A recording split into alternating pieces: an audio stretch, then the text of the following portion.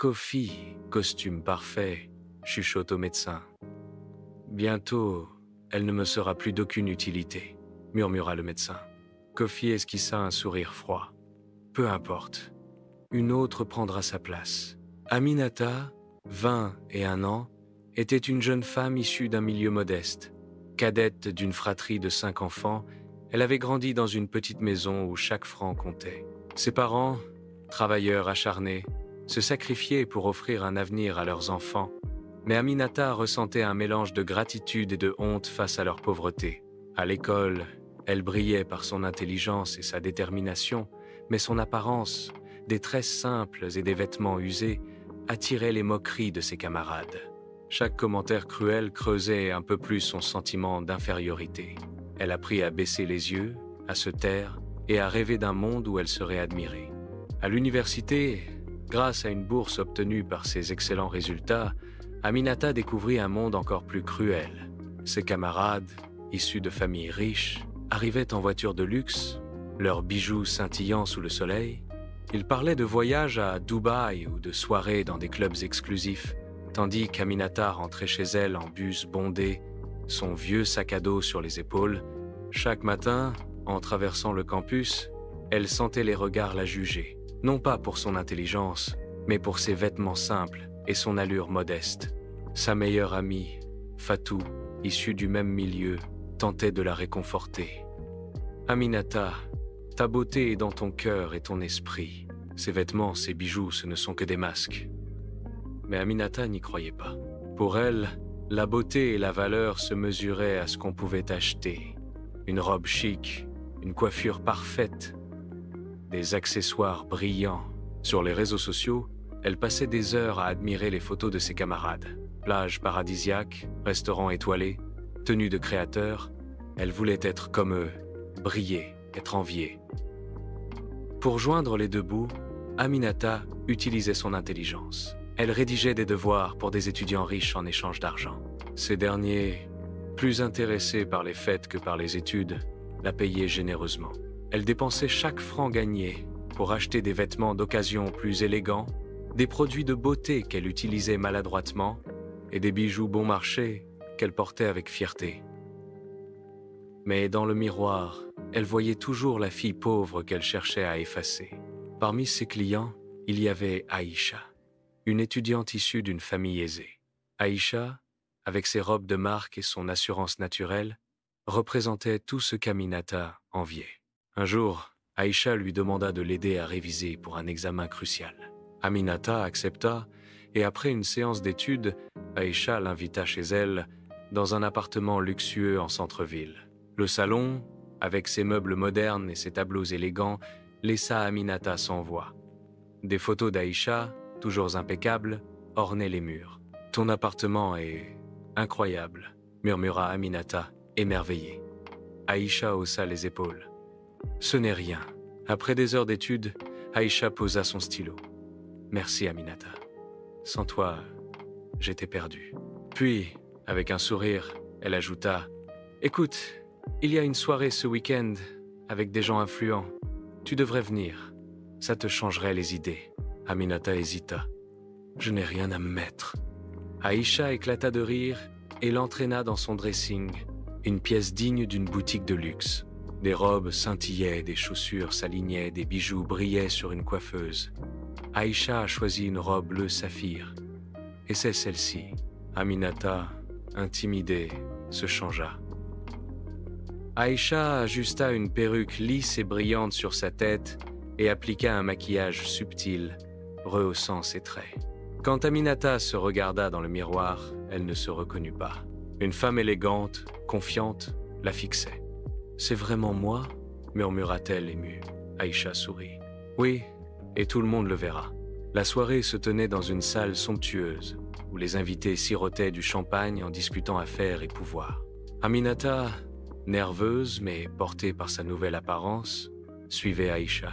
Cette dernière la présenta à des invités influents.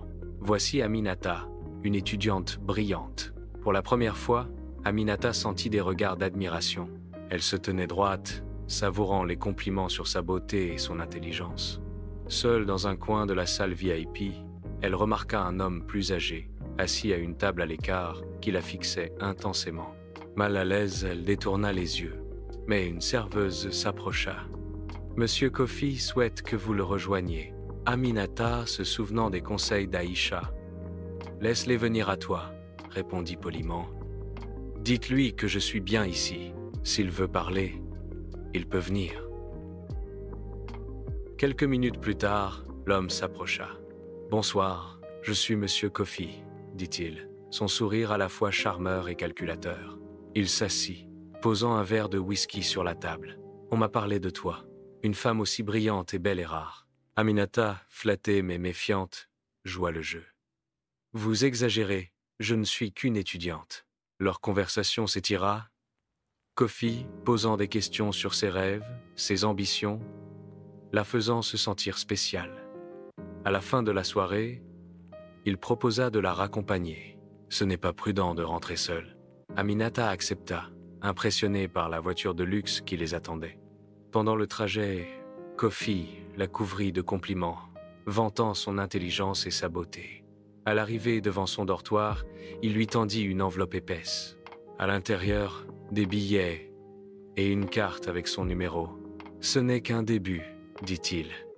Puis, il transféra une somme astronomique, 5 millions, sur son compte. Aminata, stupéfaite, balbutia. « Pourquoi moi ?» Kofi sourit. « Parce que tu es exceptionnel. Réfléchis à ce que je peux t'offrir. Argent, luxe, tout ce que tu veux. Appelle-moi demain. » Cette nuit-là, Aminata ne dormit pas. L'enveloppe et la notification bancaire semblaient irréelles. Elle pensa à sa famille, à ses rêves de sortir de la pauvreté. La tentation était trop forte. Le lendemain, elle envoya un message à Kofi. « D'accord. » Une voiture vint la chercher pour l'emmener dans un appartement somptueux, dans une tour moderne avec vue sur la ville. Meubles en cuir, garde-robe remplie de vêtements de créateurs, bijoux en or, tout était à elle. Kofi l'entourait de cadeaux, sacs de luxe, voitures avec chauffeur, dîners dans des restaurants étoilés. Aminata côtoyait des célébrités, attirant des regards envieux. La fille modeste était devenue une étoile. Mais ce luxe avait un prix. Aminata négligea ses études, manquant les cours pour des soirées interminables. L'alcool devint une habitude, d'abord pour s'intégrer, puis pour combler l'ennui. Fatou, inquiète, l'appela. En visitant son appartement, elle fut stupéfaite. « D'où vient tout ça ?» demanda-t-elle. Aminata répondit vaguement. « Un bienfaiteur. » Fatou la mit en garde. « Sois prudente, rien n'est jamais gratuit. » Mais Aminata, grisée, ignora ses conseils. Bientôt, des symptômes inquiétants apparurent. Aminata perdait du poids, ses vêtements devenaient trop grands.